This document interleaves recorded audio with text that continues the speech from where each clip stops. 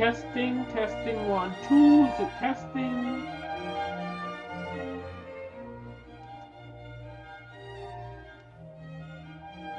Oh, it's working. Okay.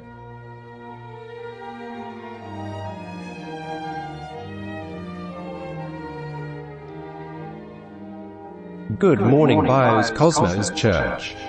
My name is Deacon Cyborg. Today we will prepare you for the week of Christian unity.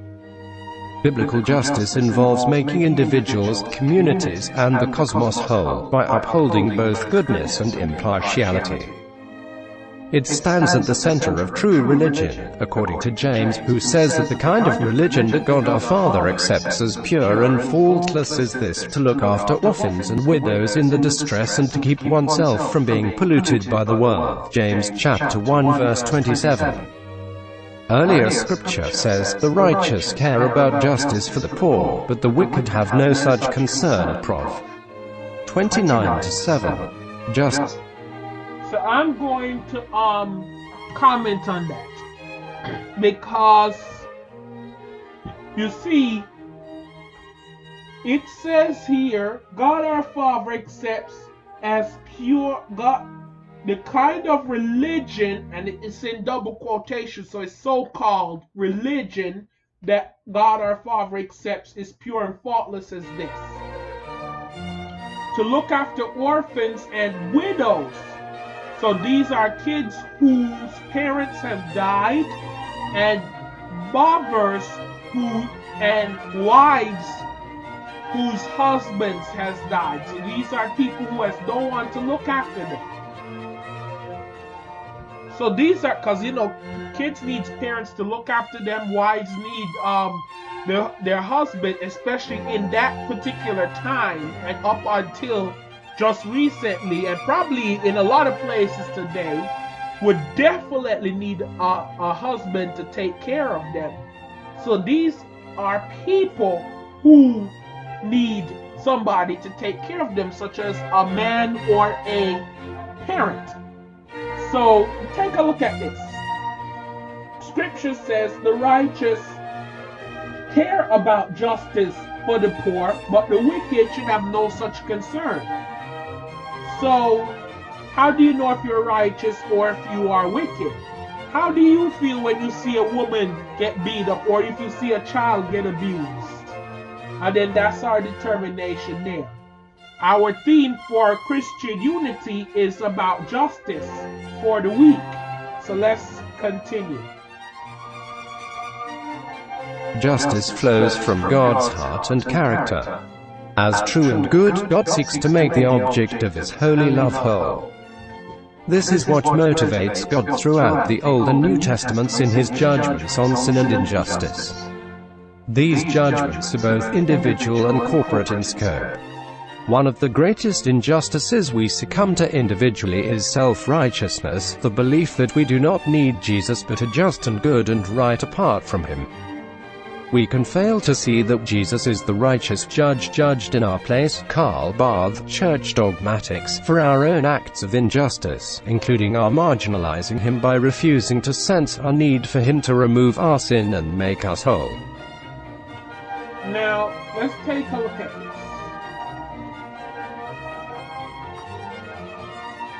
When we take a look at this, self-righteousness.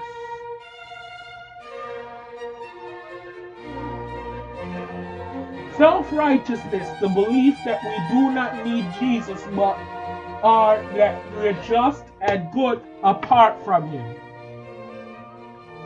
That really is a problem, So now the second thing, I'm spoiling this Sunday sermon. Now the second main problem we really have is we're too self-righteous. You see, self-righteousness can be a major killer because we don't know everything. Nobody knows everything. So don't think I'm saying there's somebody out there who knows everything and it's not you. I'm saying that nobody knows everything. I'm going to change that, because when we say you don't know everything, it makes it look like, oh, well, you need to stop saying that and turn to somebody because you don't have all the answers. Turn to somebody who do. I'm going to say nobody knows everything. Nobody knows everything. But normally that comes out when the person starts to humble themselves, you see? But that should come out so that the person can humble themselves. You see, we kind of get it the wrong way. We get nicer when the person gets humble. But if we get nicer before the person get humble, they'll get humble quicker. So you see, this is kind of how we have to do these things. So, self-righteousness is one of the major killers of Christians today. Only as we despair of ourselves and cling to Jesus can we participate in his work of restoring lives, the church, and the world by the Spirit of the Lord. We, the church, are to live now in light of Jesus' restoration of all things. As we experience the wholeness that Jesus offers, we are to carry his justice forward in the world. We sense God's heart for this in James' epistle. James, like an Old Testament prophet, denounced oppression toward the poor. He saw church leaders favoring the rich and looking down on those less fortunate. James chapter 2 verses 1 to 13. James calls for the breaking down of these divisions, as God seeks to renew his people, making them whole. The same problem still arises today, especially given the tendency in some Christian circles to downplay social justice while highlighting personal morality. Jesus rebuked this in the Pharisees. Woe to you, teachers of the law and Pharisees, you hypocrites! You give a tenth of your spices, mint, dill and cumin.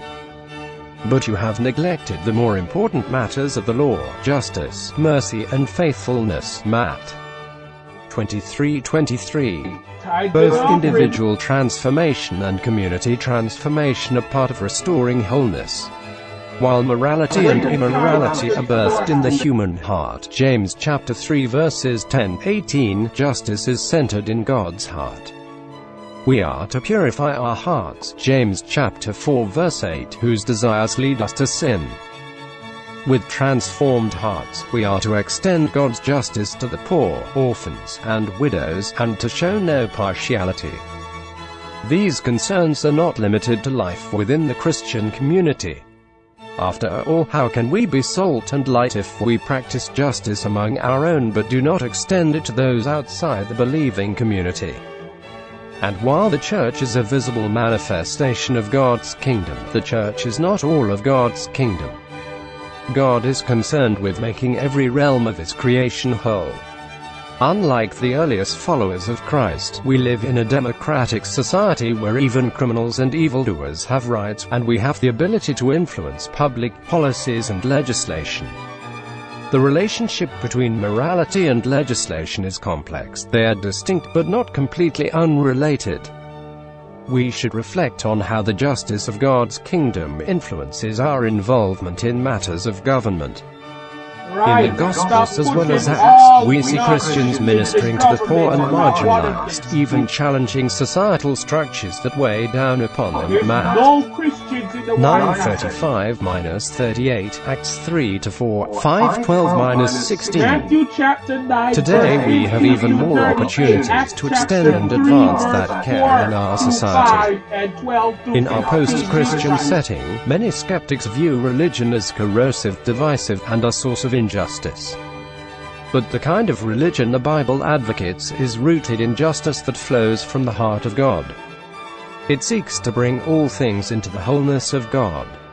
As those justified by faith in the God of all justice, we are to experience the wholeness that he brings and extend it as citizens of his kingdom. There you go. I'm going to shut this off now, because it's time to pray.